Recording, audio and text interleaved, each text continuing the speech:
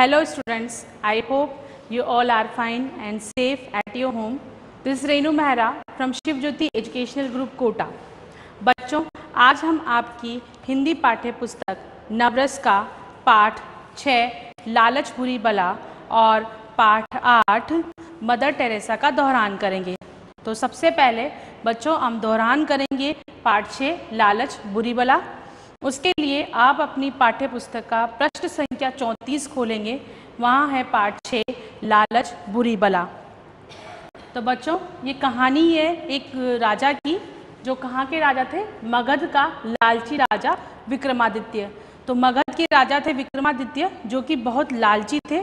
उनको बहुत लालच था और हर वक्त उन्हें सिर्फ सोना चाहिए था। 2 चीज़ों से प्यार, उसकी बेटी फूल कुमारी और सोना। तो राजा को सिर्फ 2 ही चीज़ों से प्यार था। एक तो थी उनकी बेटी फूल कुमारी और दूसरा था सोना। सोना का अर्थ है बच्चों यहाँ पर स्वर्ण, जिससे कि गहने या जेवर बनाए जाते हैं।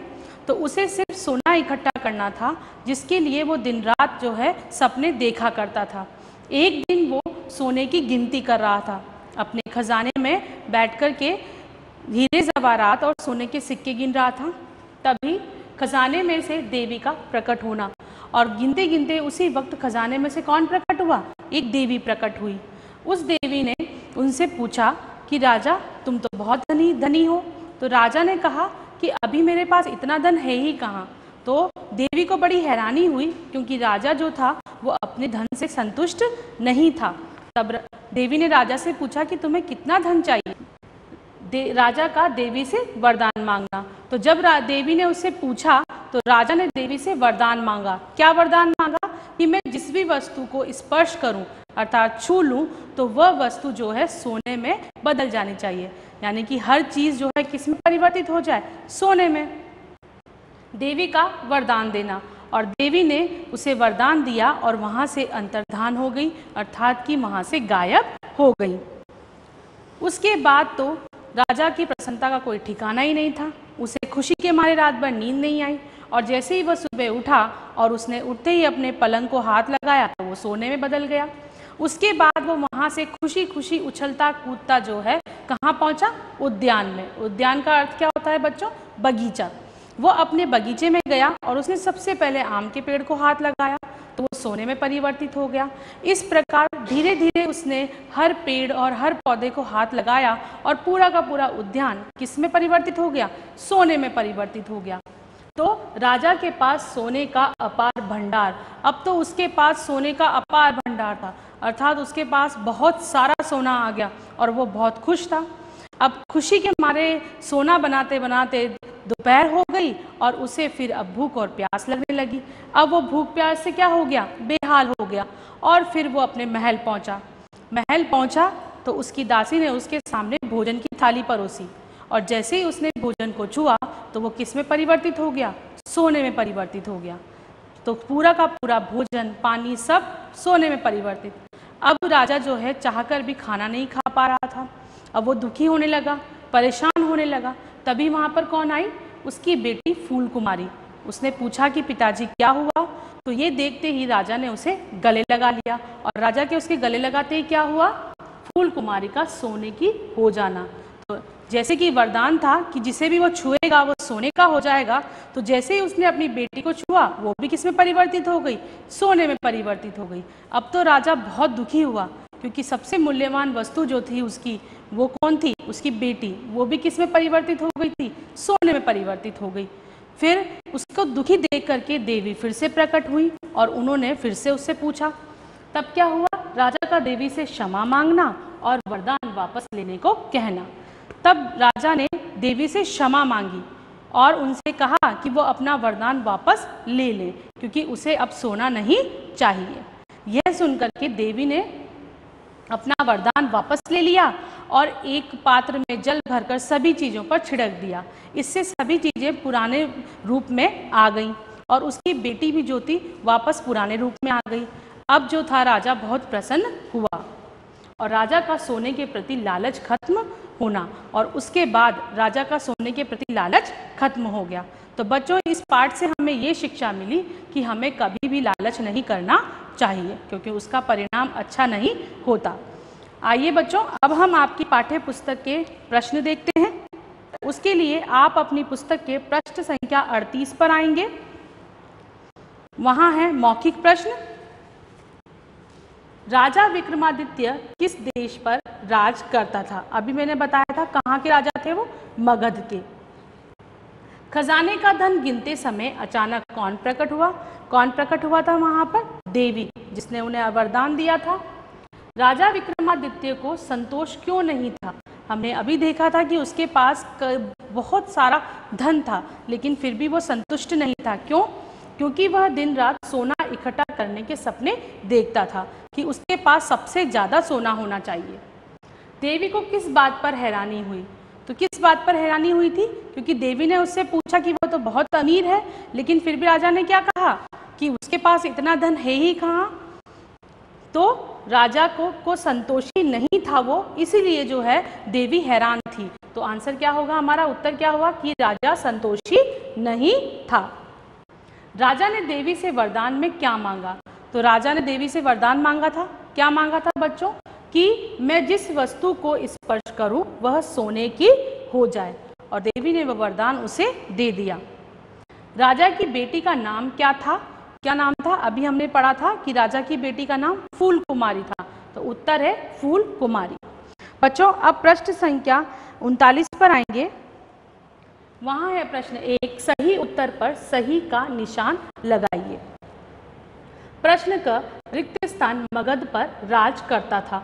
तो मगध पर उस वक्त कौन राज करता था? विकल्प 1 राजा भीमसेन, विकल्प 2 राजा विक्रमादित्य, विकल्प 3 राजा चंद्रगुप्त। तो सही उत्तर है विकल्प 2 राजा विक्रमादित्य। तो इसके सामने सही का चिन्ह लगाएंगे। प्रश्न ख, राजा विक्रमादित्य खजाने के पास बैठा क्या कर रहा था? विकल्प 1 उसे लोगों में बांट रहा था, विकल्प 2 उसे वहां से हटा रहा था, विकल्प 3 उसे गिन रहा था। तो क्या कर रहा था बच्चों? वो खजाने को गिन रहा था। तो सही उत्तर है विकल्प 3 उसे गिन रहा था। तो उसके सामने सही का चिन्ह लगाएंगे। प्रश्न ग, राजा ने उद्यान में जाकर क्या किया? जब वो खुशी के मारे उद्यान में पहुंचा तो उसने क्या किया? विकल्प 1 पेड़ पौधों को स्पर्श किया, विकल्प 2 फल तोड़े, और विकल्प 3 टहलने लगा। तो सही उत्तर है विकल्प 1 पेड़ पौधों को स्पर्श किया। तो उसके सामने सही का चिन्ह लगाएंगे। प्रश्न घ, राजा ने अपनी बेटी को स्पर्श किया तो क्या हुआ? तो जैसे ही राजा ने अपनी बेटी को स्पर्श किया था तो क्या हुआ था बच्चों? विकल्प 1 वो गायब हो गई, विकल्प 2 वह सोने की हो गई, या विकल्प 3 वह बाहर भाग गई। तो सही उत्तर है कि वह सोने की हो गई। तो विकल्प 2 सही उत्तर है। तो उसके सामने हम क्या करेंगे? सही का चिन्ह लगाएंगे। अब बच्चों, इसी पृष्ठ 39 पर हम देखेंगे प्रश्न 2 हमारा, किसने किससे कहा। यहाँ पर कुछ वाक्य दिए हैं, उसके बारे में आपको ये बताना है कि वो वाक्य किसने कहे हैं और किससे कहे हैं, और इसका उत्तर लिखने के लिए आपको नीचे जो है जगह भी दी हुई है। प्रश्न क, तुम तो बहुत अमीर राजा हो। तो ये वाक्य किसने कहा था बच्चों? देवी ने कहा था। किससे कहा? विक्रमादित्य से, क्योंकि राजा कौन था? विक्रमादित्य। ख, मैं जिस वस्तु को भी स्पर्श करूं वह सोने की हो जाए। तो ये वाक्य किसने कहा? विक्रमादित्य ने। किससे कहा था? देवी से, क्योंकि उन्होंने देवी से वरदान मांगा था। ग, मुझे सोना नहीं चाहिए। सोना किसे चाहिए था? विक्रमादित्य को। तो ये वाक्य किसने कहा? विक्रमादित्य ने। और किससे कहा? देवी से। घ, क्या तुम्हें अब सोने से प्रेम नहीं रहा? ये वाक्य किसने कहा बच्चों? देवी ने कहा। किससे कहा? विक्रमादित्य से। अब बच्चों हम आएंगे पृष्ठ संख्या 40 पर। वहां है प्रश्न 3, हाँ या नहीं में उत्तर दीजिए। कुछ वाक्य दिए हुए हैं बच्चों, सही वाक्य के सामने हाँ लिखना है और गलत के सामने नहीं। पहला वाक्य है, राजा विक्रमादित्य बहुत लालची था। मैंने अभी बताया था कि वो बहुत लालची था और उसे सिर्फ सोना ही चाहिए था। तो ये वाक्य सही है, तो हम लिखेंगे हाँ। ख, राजा विक्रमादित्य दिन रात सोना इकट्ठा करने के सपने देखता था। ये भी मैंने अभी बताया था कि उसे दिन रात यही सपना आता था कि वो सिर्फ सोना ही इकट्ठा करता रहे। तो ये वाक्य भी सही है, तो इसके सामने भी हम लिखेंगे हाँ। ग, राजा ने देवी से कोई वरदान नहीं मांगा। क्या उसने कोई वरदान नहीं मांगा था? गलत है ये, क्योंकि राजा ने देवी से वरदान मांगा था, इसीलिए ये यहाँ पर हम क्या लिखेंगे? नहीं। घ, विभिन्न वस्तुओं को सोने में परिवर्तित देखा होता देख कर राजा खुश हुआ। तो जैसे ही उसे वरदान मिला और उसने चीज़ों को स्पर्श करना शुरू किया तो वो सोने में परिवर्तित होने लगी और उन्हें देख करके राजा बहुत खुश हुआ था। तो ये वाक्य सही है, इसलिए हम यहाँ क्या लिखेंगे? हाँ। तो बच्चों, ये हुए हमारे पुस्तक के अभ्यास प्रश्न। अब हम कॉपी का कार्य देखेंगे। उसमें हम सबसे पहले देखेंगे शब्दार्थ। पहला शब्द है संतोष, अर्थ है संतुष्टि। दूसरा है वस्तु, अर्थ है चीज़। तीसरा प्रसन्नता, अर्थ खुशी। बेहाल, अर्थ है बुरी हालत। और मूल्यवान, अर्थ है कीमती। आइए अब प्रश्न उत्तर देखते हैं। लिखित प्रश्न। पहला प्रश्न है हमारा, राजा विक्रमादित्य को कौन सी दो चीज़ों से प्यार था? अभी मैंने बताया था कि उसके जीवन में दो ही चीज़ें ऐसी थी जो मूल्यवान थी, एक थी उसकी बेटी और दूसरा था सोना। तो उत्तर देखते हैं इसका। राजा विक्रमादित्य को अपनी बेटी फूल कुमारी और सोने से प्यार था। प्रश्न 2 देखते हैं। देवी ने राजा विक्रमादित्य को वरदान देते हुए क्या कहा? तो राजा ने देवी से वरदान मांगा था और उन्होंने वरदान भी दिया था। तो क्या वरदान दिया था? देवी ने राजा विक्रमादित्य को वरदान देते हुए कहा कि कल सुबह से जिस वस्तु को तुम स्पर्श करोगे वह सोने की हो जाएगी। तो क्या वरदान था? कि वो जिस भी वस्तु को स्पर्श करेगा वह सोने की हो जाएगी। प्रश्न 3 है हमारा, देवी ने सभी वस्तुओं को उनके पुराने रूप में लाने के लिए क्या किया? तो जब राजा ने वरदान वापस लेने के लिए कहा तो देवी ने वरदान वापस ले लिया और फिर क्या किया? उन्होंने एक पात्र में जल लेकर के सभी चीज़ों पर छिड़क दिया। तो उत्तर देखते हैं। देवी ने सभी वस्तुओं को उनके पुराने रूप में लाने के लिए एक पात्र में जल लेकर सब चीज़ों पर छिड़क दिया और उसी से सारी चीज़ें जो हैं किसमें आ गई? अपने पुराने रूप में आ गई। तो ये हुए बच्चों हमारे प्रश्न उत्तर। आइए अब हम कुछ कठिन शब्द देख लेते हैं। तो सबसे पहला शब्द है बच्चों संतुष्टि।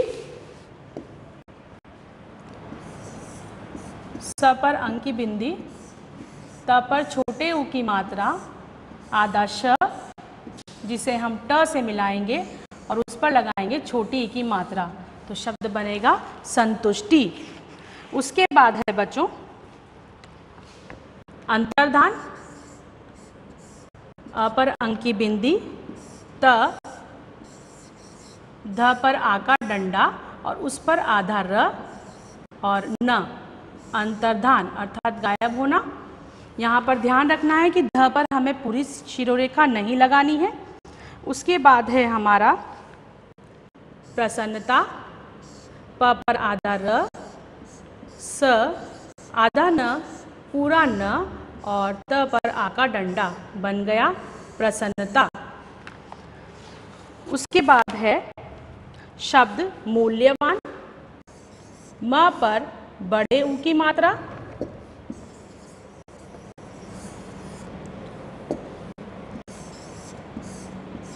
आधा ल, उसे हम य से मिलाएंगे, फिर व पर आ का डंडा और न, बन गया मूल्यवान।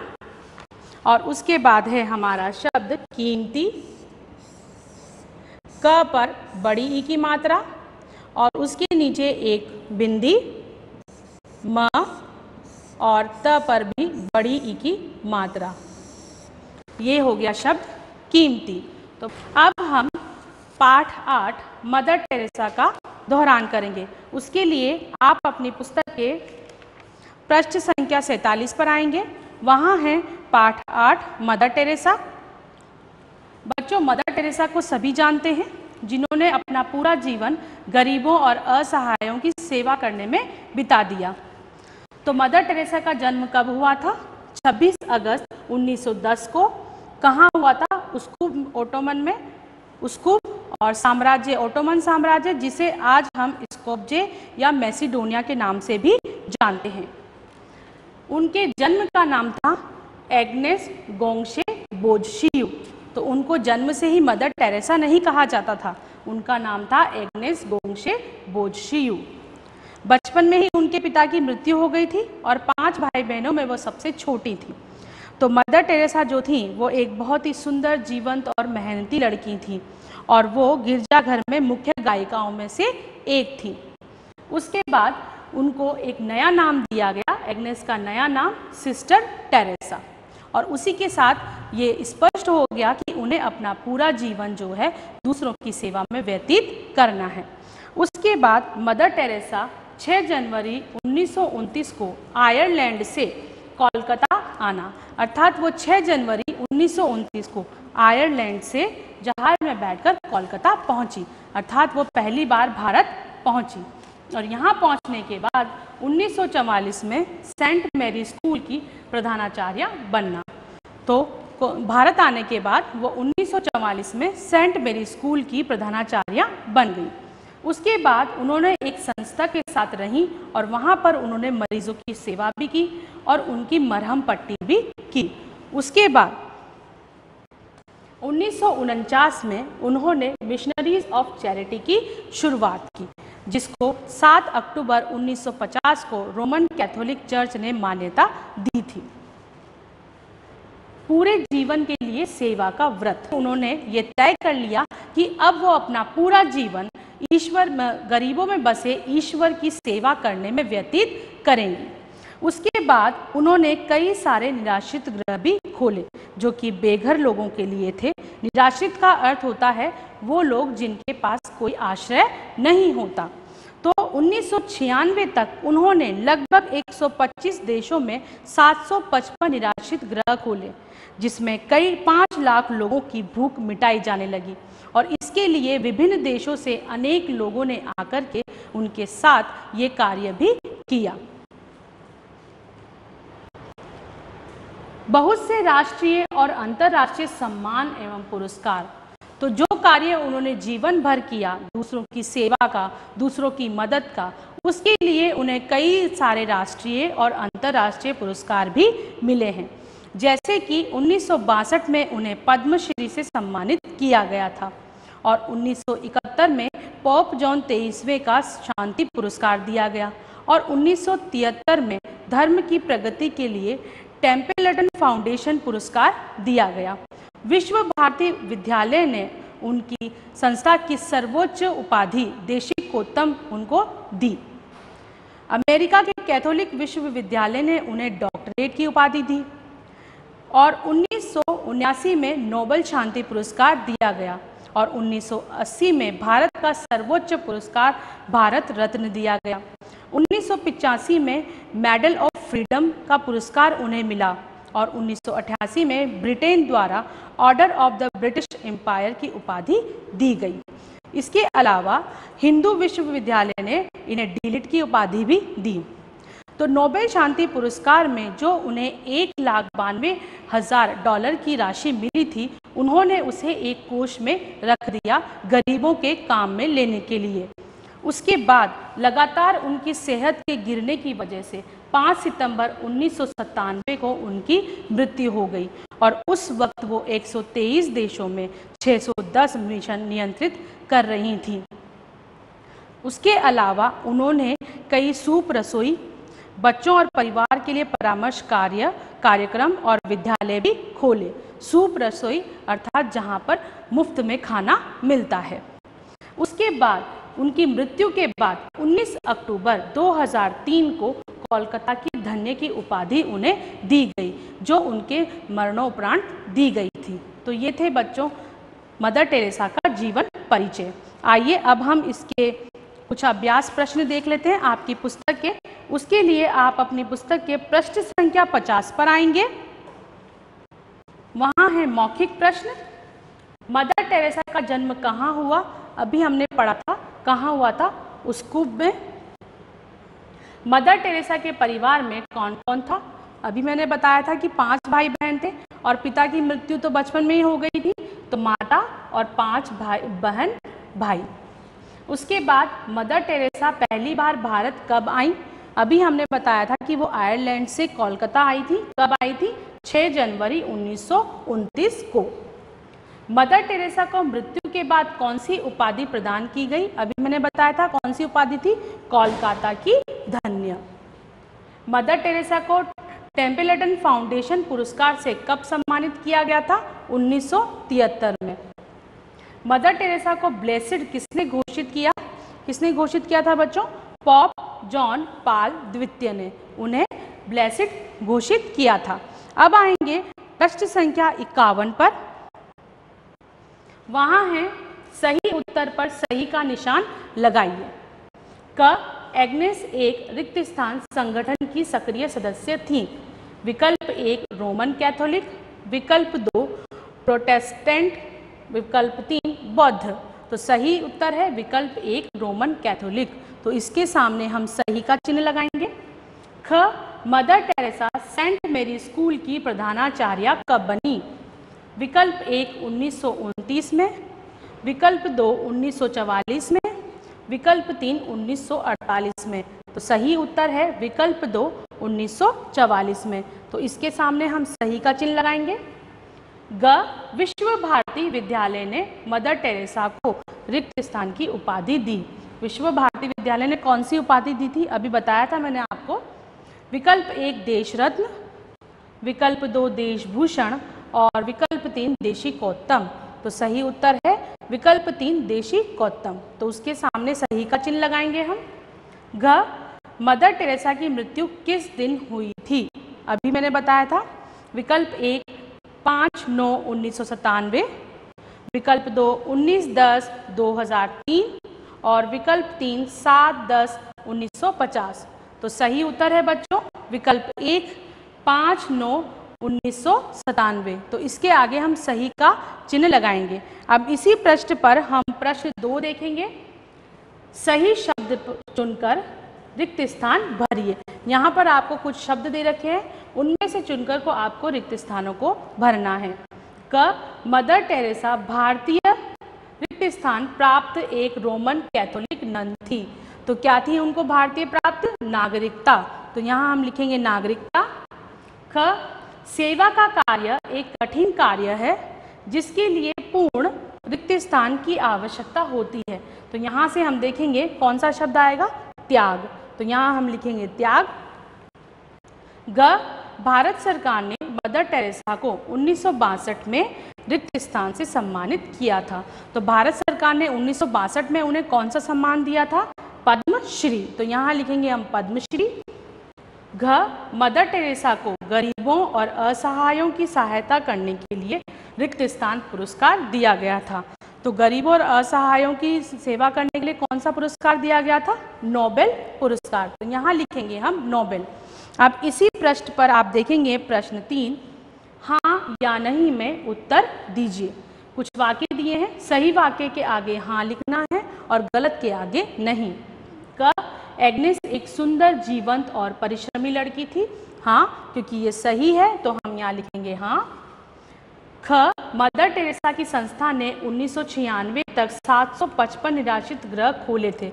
हमने अभी पढ़ा था कि उन्होंने 755 निराश्रित गृह खोले थे। तो ये वाक्य सही है तो यहाँ लिखेंगे हम हाँ। मदर टेरेसा को नोबेल पुरस्कार 1985 में मिला था। तो ये गलत है बच्चों, क्योंकि उन्हें 1985 में नोबेल पुरस्कार नहीं दिया गया था। तो यहाँ हम लिखेंगे नहीं। ग 2003 में मदर टेरेसा को कोलकाता की धन्य की उपाधि दी गई थी। हाँ, मरने के उपरांत उन्हें कोलकाता की धन्य की उपाधि मिली थी 2003 में। तो हम यहाँ लिखेंगे हाँ। अब हम इस पाठ का कॉपी का वर्क देखते हैं बच्चों। सबसे पहले हम देखेंगे शब्दार्थ। शब्द है विभिन्न, अर्थ है अलग अलग, अनेक, बहुत सारे, कठिन, मुश्किल, सांत्वना, ढांढस और आत्मसमर्पण, स्वयं का त्याग। अब हम देखते हैं प्रश्न उत्तर। लिखित प्रश्न है हमारे। पहला प्रश्न है मदर टेरेसा का असली नाम क्या था? हमने अभी देखा था कि उनके बचपन का नाम तो कुछ और ही था। तो हम उत्तर देखते हैं। मदर टेरेसा का असली नाम एग्नेस गोंगशे बोझशियू था। प्रश्न 2, मिशनरीज ऑफ चैरिटी की शुरुआत कब और क्यों हुई? हमने देखा था कि उन्होंने मिशनरीज ऑफ चैरिटी की शुरुआत की थी। कब की थी? उत्तर देखते हैं। मिशनरीज ऑफ चैरिटी की शुरुआत 1949 में गरीब, लाचार और बीमार लोगों की मदद करने के लिए हुई। प्रश्न 3, मदर टेरेसा ने अपने पूरे जीवन के लिए सेवा का व्रत क्यों लिया? तो उत्तर देखते हैं। मदर टेरेसा ने अपनी अंतरात्मा की आवाज़ सुनकर अपने पूरे जीवन के लिए सेवा का व्रत लिया था। अर्थात उन्होंने अपने अंतरात्मा की आवाज़ सुनी और पूरे जीवन के लिए सेवा का व्रत ले लिया था। आइए बच्चों, अब हम इस पाठ के कुछ कठिन शब्द देख लेते हैं। पहला शब्द है हमारा निराश्रित। न पर छोटी ई की मात्रा, र पर आ का डंडा और श्र पर छोटी ई की मात्रा और त, निराश्रित। यहाँ भी हम देखेंगे कि श्र पर हमें पूरी शिरोरेखा नहीं लगानी है। उसके बाद है सर्वोच्च, स, व पर ओ की मात्रा और उसके ऊपर आधा र, फिर आधा च और फिर पूरा च, सर्वोच्च। उसके बाद है शब्द हमारा देशिकोत्तम। द पर ए की मात्रा, श, दे, उस पर ई की मात्रा, क पर ओ की मात्रा, आधा त और फिर पूरा त, देशिकोत्तम और फिर आएगा म। उसके बाद है बच्चों शब्द आत्मसमर्पण। आ, आधा त, म।